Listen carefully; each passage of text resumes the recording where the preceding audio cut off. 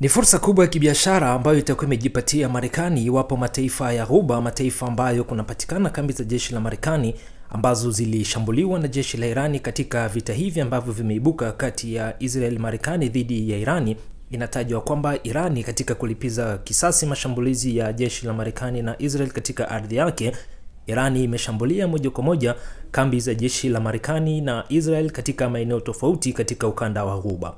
Hivyo basi iwapo mataifa ya Ghuba yatachukua uamuzi wa kulipiza kisasi dhidi ya Irani, basi itakuwa ni fursa kwa mataifa ya Magharibi ikiwemo Marekani kuuzia silaha mataifa hayo ya Ghuba ambayo yanahitaji silaha kutoka nchini Marekani ili yaweze kukabiliana na Irani vilivyo. Wadadisi wanafahamisha kwamba mataifa ya Ghuba yapo katika mazungumzo ili kuweza kujaribu kukubaliana kuhusu mbinu ambazo zitatumiwa ili kuhakikisha kwamba Irani inasitisha mashambulizi yake dhidi ya kambi za Marekani zinazopatikana katika ardhi ya mataifa hayo katika ukanda wa Ghuba.